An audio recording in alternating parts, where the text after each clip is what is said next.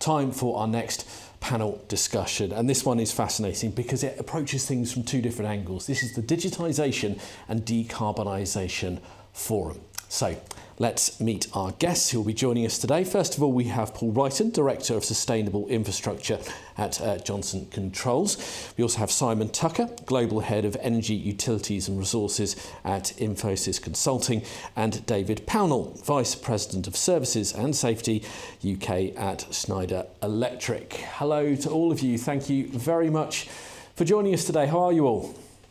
Good, thank you. Very good, thank you. Excellent stuff. Thank you ever so much for joining us today here at Tech Live London. Lots to get through, and as ever, do jump in as and when you feel it's necessary. You don't have to wait for me to ask you a question. We don't have to be too British about this.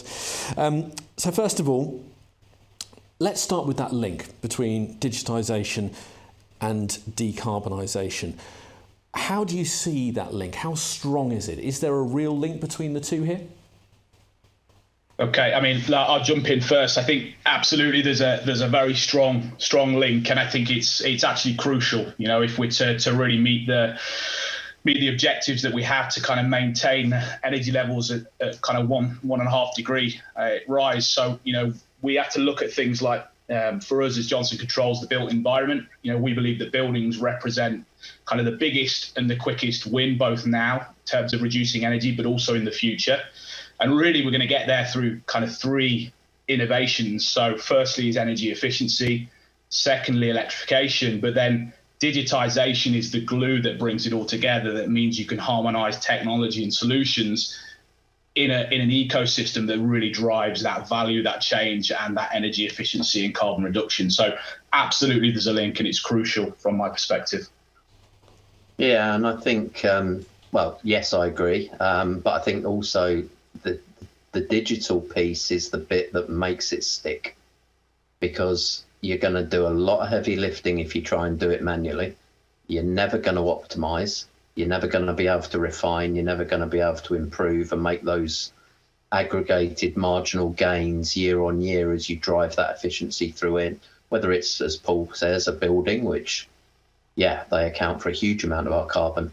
And if you particularly think about the existing building stock, whether that's in Ireland, UK, or anywhere else in the world, you know, most of it's retrofit, most of it's renovation, most of it's refurbishment. You know, it's not the new builds that really are going to make the big needle difference, not unless we bulldoze everything. So yeah, the digital link is essential in making sure that we can make it stick. Yeah, and I guess, David, you know, building on you know, buildings and providing energy, power to power our entire world. One of the key trends we're seeing is we've got a multitude of energy and power mixes. A lot of them intermittent. We need digitization to help stitch that together. You know, we look at, for example, renewables now. We need to be able to store it. We need to be able to push it into the grid at the right time. And digital technologies are really driving those core trends. I mean, I look at it from an oil and gas point of view as well and say, even in the production of oil and gas, and we're still using fossil fuels, we're not at a full electrification stage. Whenever we can reduce or rather increase the production efficiency by 10%, and we use a lot of digitization tooling, we use AI, we use digital twins, for example, we will reduce emissions intensity by 4%. So we're seeing those real-time digitization gains in actual decarbonization. We're measuring it, so we know it's working, and I'm sure in you know, building and infrastructure as well, we're able to measure it now, so we know that it works. Yeah. The next question, if I could just move that on and extend it a little bit, is, you know, we see it stitching it together. It's the glue that's holding it all together. But which sectors are most likely to see the biggest benefits from rapid decarbonisation as a result of digitisation? And then I'll extend that further. Which are the areas that are going to be harder work? any and all, it's a simple and quick answer. But I mean, if you think about what's in the press, how about electrification of the transport network, for starters? There's a big one. But it can be anything from how many gas-fired ovens are there, either in the food production industry or in the paint for drying, as an example. They're just, I mean, it is literally everywhere around you. So for me, certainly buildings, as Paul said earlier, it represents something like 38% of the entire CO2 emissions, I think. And most of that comes down to the HVAC, the lighting and the IT infrastructures within buildings, for most of it, if we're honest. But when you look at industry, you look at anything to do with consumer packaged goods, there's a huge dependency on gas in that space. The electrification of that can make a huge difference. And transport, obviously, for me, another big one. Yeah, I think, David, you brought transportation is the obvious one, isn't it? Whether it's aviation, whether it's road haulage, whether it's ourselves as consumers driving around, that's a big ticket item. Really, like the building infrastructure one, that's a biggie, right, in terms of emissions. I mean, I look at it as kind of another big three of, you've got your, energy and fossil fuel use. We want to get rid of a lot of that. We look at heavy industry.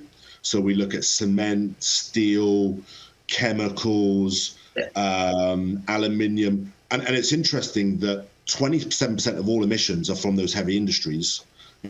You've got buildings and transport that are big ones. And 60% of that 27 is just those four products. So, it's very easy to say what they are, but to go after them and get them lowered is ultimately what is going to be our challenge over the next decades.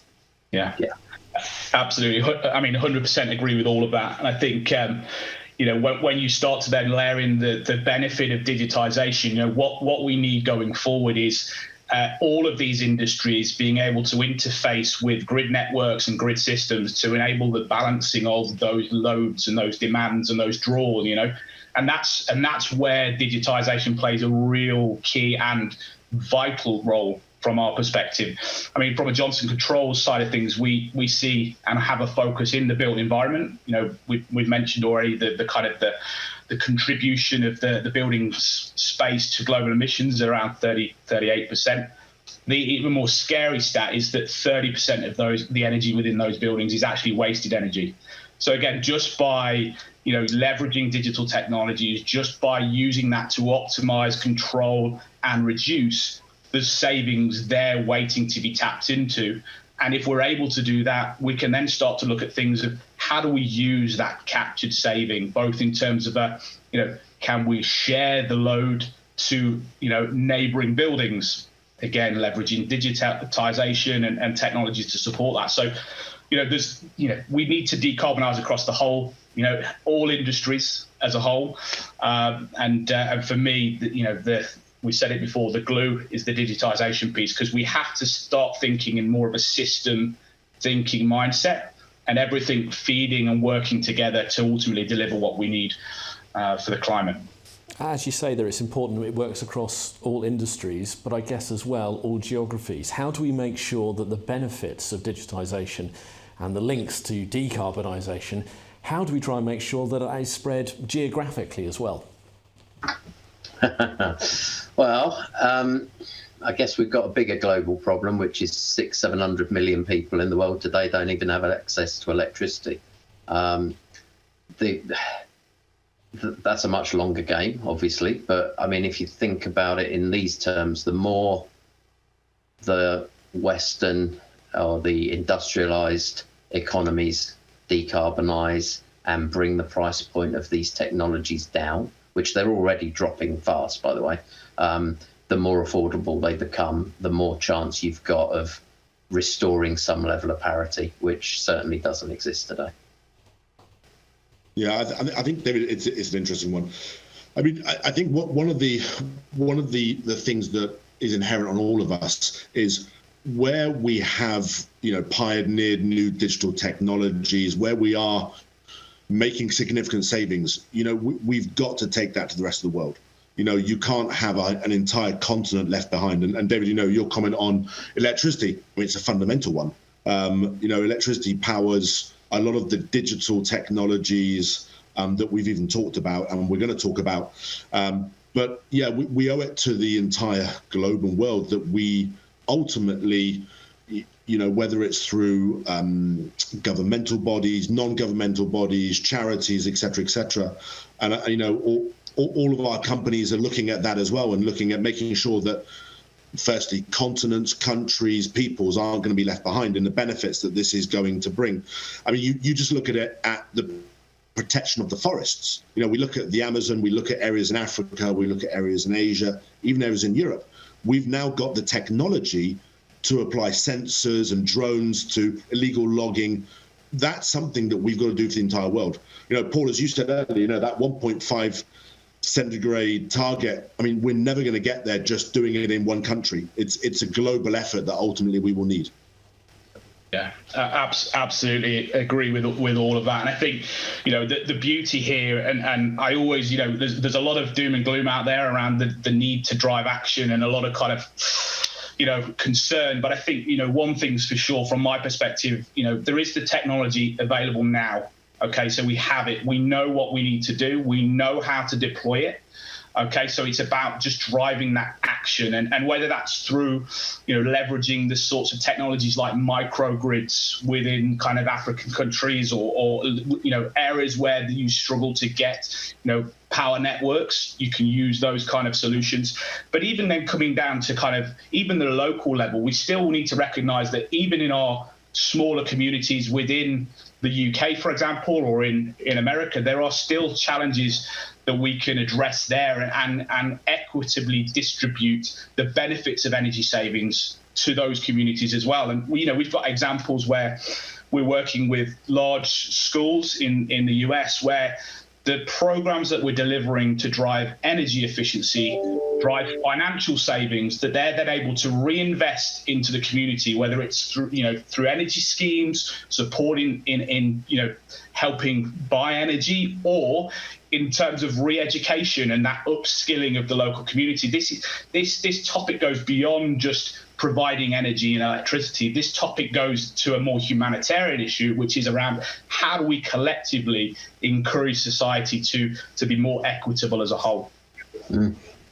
Now, you did touch on something that I want to expand on here, and it is a challenging question, and that is, how much intervention does there need to be from a government level, from an international organisation level, when it comes to supporting the deployment of these digital technologies all around the world? Because that's the key to a lot of this. If we have the technology and it could benefit another part of the world, how much intervention could and should there be to try and make it happen? Yeah, it's an interesting question, and it's the ultimate conundrum. You know, we're seeing today in the UK, you know, we're seeing investments in, you know, small, medium nuclear reactors, for example, and funding behind that. We will see further investments in the US. We've got the IRA in the US as an act that's come in. Europe is also going to be doing various pushes around clean technology. And you'd probably argue that actually the initial seed funding for some of the technology is going to be very, very useful. What you don't want is that it's misguided, misdirected, misused. That's probably the worst thing. And the initial thoughts of the funding and startups and getting, and Paul, you kind of talked about wider communities and you know, education programs. Those are all great, and that's great government policy. But as soon as that government policy drives down the wrong road, picks the wrong technology, it starts setting us back. So it is a balancing act. There are some good things that are starting in both the US, Europe, UK, further into APAC, Australia. But that balancing act will be important, that money and ultimately our taxpayers' money is directed in the best possible way that gives us early and quick stepping stone to that decarbonisation. Yeah. And hopefully job creation, David. Yeah, no, I agree, Simon. It is a balancing act. I think, honestly, the energy crisis is doing more for driving the agenda forward than any policy that you'll see come out internationally or in any country. Totally agree with your comments around US, Europe and UK. But I think it's ultimately down to how you motivate individuals and corporations, to make those changes. And at the moment, it's absolutely an economical driving factor. They've got no choice if they want to be relevant and still in business. They've got to do something about the energy issue, because they all know that this winter is going to be probably worse than last winter, and last winter wasn't sustainable for them financially. So there's a big motivation factor from investors, from businesses to make these changes now from a cost standpoint. So you can argue over the morals behind that, as opposed to actually protecting our planet, which you would hope would be a big enough motivating factor. But ultimately, if we get the net result, then I'm happy to be part of that. Which is, if customers are now panicking and needing to do something, then this is where the technology exists. As Paul said, we're not waiting for anything to be invented here. It's all there to be done. So for me, too much regulation, too much intervention would probably end in more procrastination, more delay, more arguments over the policy than actually getting stuff done, which is basically what needs to happen now.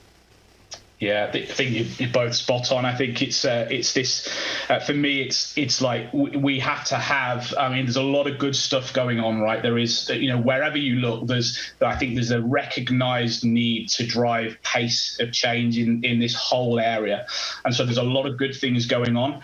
And for us, it's about maintaining those continuous feedback loops with, corporations into government and vice versa, but then also looking at community feedback and how is it working, benefiting and feeding into the local levels as well. And I think, again, we come back to this thing of, just in the digital sense, it's an ecosystem working together.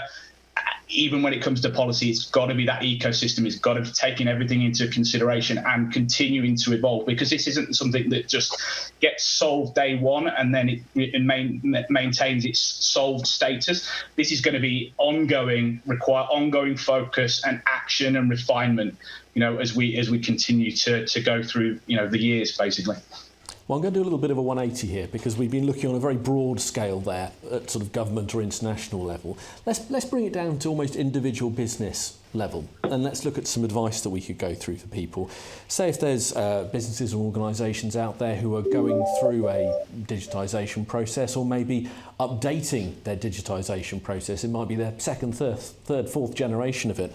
Should they be looking to build in the decarbonisation to do it by actual purpose, or does a lot of it come just through an improvement of digitisation? What would be your advice there about how to approach that? That's great. Who wants to start with that one? It's a big question, I know.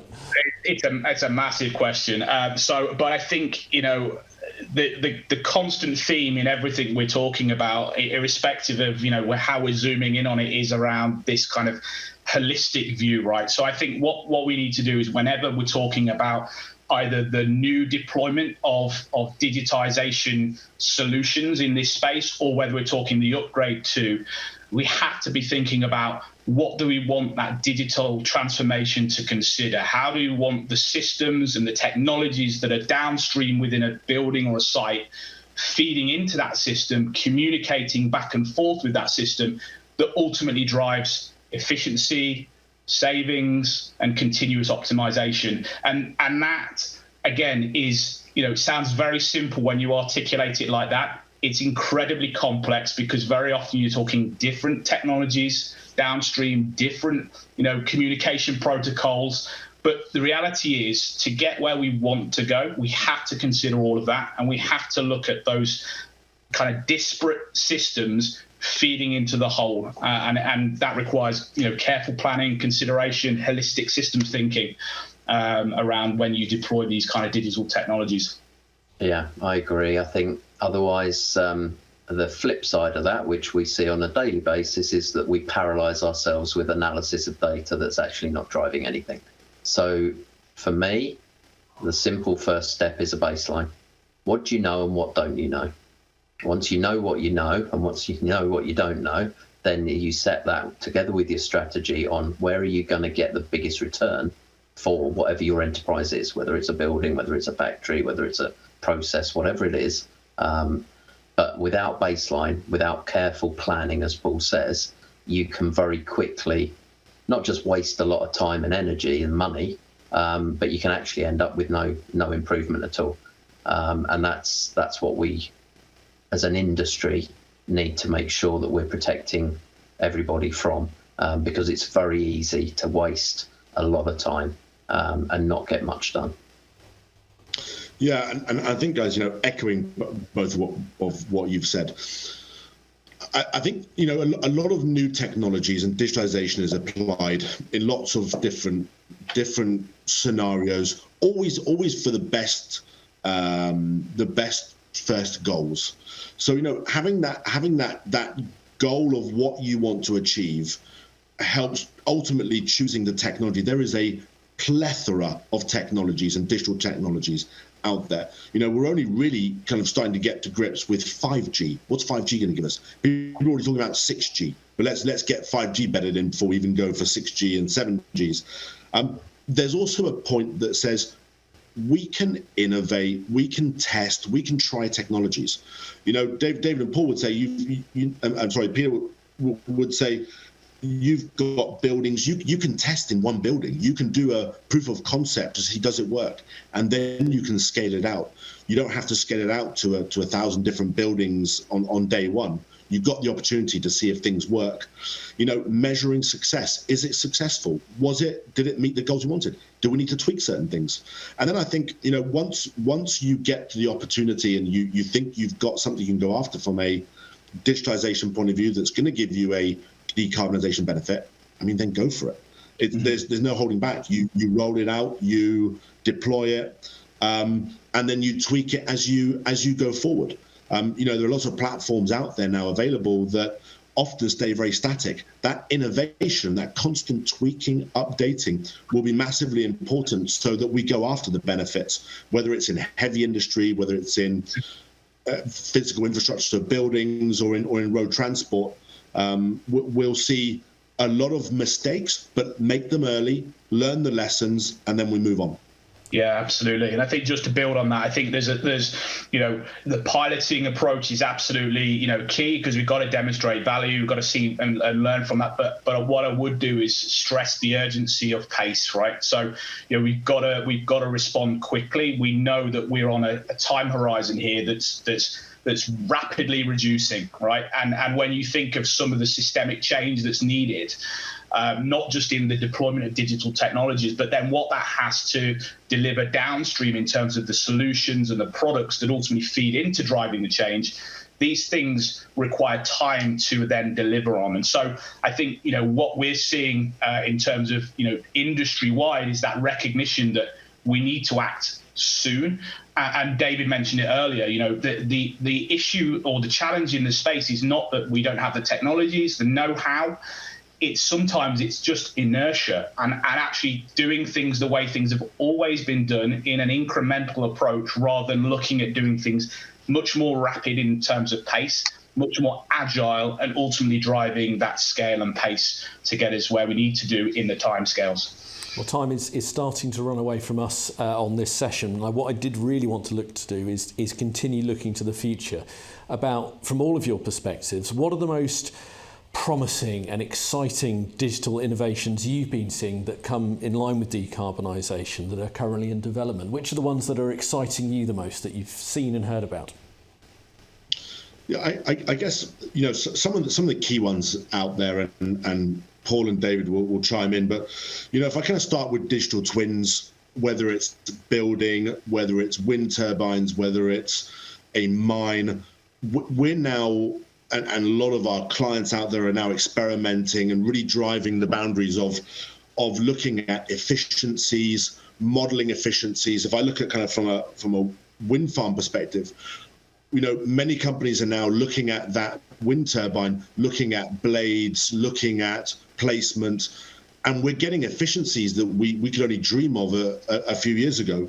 If I look at AR and VR, very timely with Apple's new launch, there are things that we used to go to site for, whether it was training, whether it was health and safety, whether it was just understanding the actual environment so you could look at innovation. AR and VR is going to give us a lot of that. And as the technology matures, we'll see more and more use cases in building technology, heavy industry, energy and power. We talked a little bit about the decarbonisation with sensors and drones. That type of technology is helping us to give us data, to help us make better decisions. We're applying artificial intelligence to that data that helps us look at our energy efficiency in buildings, whether it's in the heavy industry that we use, but also it's looking at emissions as well. What emissions are we making? You can't act on something unless you measure it. So we're looking at now measuring it real time and making sure that when we do deploy solutions, whether it's methane emissions or whether it's heavy carbon emissions, we're actually looking at bringing those down because we can actually measure it with those new digital technologies.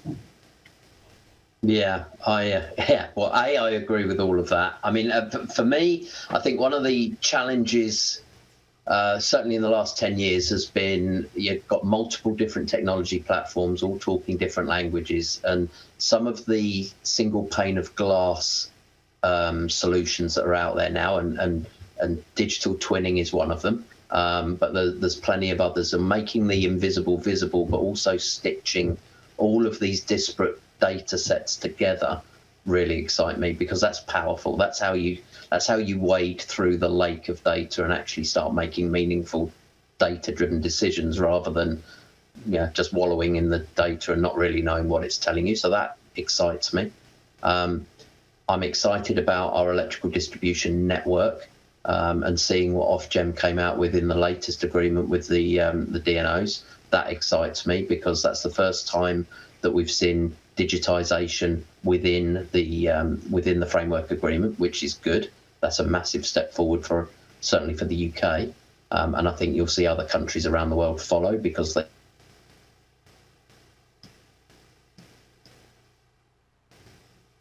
typically do.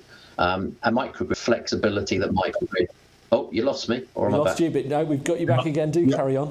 All right, back, David. Lastly, microgrid excites me as well. The ability to stitch onto the edge of our electrical distribution network with microgrid is very exciting as well. There you go. Yeah, I fully agree. I think all of that, I mean, all of it excites us. And again, it's that underpinning technology, isn't it, that's driving this. I think, when you look at whether it's digital twins, and we talk digital twins as living digital twins, which is ultimately where it's moving to, right? The ability to have that continuous feedback loop of digital world environment with the real world environment, and how that simulation mirrors and allows you to then drive predictive maintenance and analytics and all of that good stuff. When you context that in things like smart cities of the future, you're able to then take what is a local level digital twin of a building, for example, or a wind farm, and elevate that into a broader system of a smart city or a smart country or whatever. And actually, we come back to that system thinking, communication, feedback loop, which ultimately we need all of it in harmony and balance to get us to where we need to be. But more importantly, it's just more efficient. We're able to optimize. And then when you layer in, very focused AI, and I say very focused because I think, we've got to differentiate between purpose-built AI and generative AI, purpose-built being contained within an outcome-based solution around driving optimization, efficiency, and energy efficiency. Whereas generative is, without the guardrails, so to speak. But I think, it all feeds back into, we have to become less fragmented, both from a technology into digital and then digital into wider community around how we optimize and balance, need, supply, demand, etc. Okay. Well, gents, we've covered an awful lot of ground, so thank you ever so much for joining us today at Tech Live London. Really enjoyed your company today, and I think let's return to that point you all made at the start. It is the glue. It is what stitches together the two. A really exciting time. Thanks ever so much for joining us. Thanks, everyone. Thanks. Thank you.